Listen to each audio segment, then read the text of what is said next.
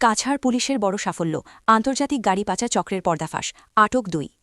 শিলচর রাঙ্গিরখাড়ি থানার অন্তর্গত সোনাবাড়ি ঘাট বাইপাস এলাকায় এক বিশেষ অভিযান চালিয়ে একটি বড়সড় আন্তর্জাতিক গাড়ি পাচার চক্রের হদিস পেল কাছাড় পুলিশ। গোপন সূত্রের খবরের ভিত্তিতে চালানো এই অভিযানে একটি গ্যারেজ থেকে মডিফাই করা অবস্থায় ৫টি পুরনো অটো উদ্ধার করা হয়েছে এবং ঘটনার সাথে জড়িত থাকার অভিযোগে দুজনকে আটক করেছে পুলিশ। দীর্ঘদিন ধরে পুলিশের নজরদারিতে ছিল সোনাবাড়ি ঘাট সংলগ্ন ওই গ্যারেজটি। অভিযোগ ছিল সেখানে পুরনো গাড়ি মডিফাই করে ভুয়া নজরদারি তৈরি করা হয় এবং পরবর্তীতে সেগুলো ভিনদেশে পাচার করা হয়।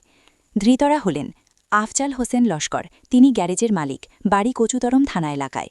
অন্যজন শামসুদ্দিন বড়ভূইয়া, বাড়ি সোনাবাড়ি ঘাট এলাকায়। প্রাথমিক তদন্তে পুলিশের ধারণা, এই গ্যারেজটিতে পুরনো অটোগুলোর ভোল বদল করে নতুন কাগজপত্র তৈরি করা হতো। এরপর মিজোরাম সীমান্ত দিয়ে ভারতের প্রতিবেশী দেশ মায়ানমারে এই গাড়িগুলো পাচার করার পরিকল্পনা ছিল চক্রটির। পুলিশ বর্তমানে ধৃতদের জিজ্ঞাসাবাদ করছে এবং এই চক্রের সাথে আর কারা জড়িত রয়েছে তার শিকড় খুঁজতে তল্লাশি চালিয়েছে।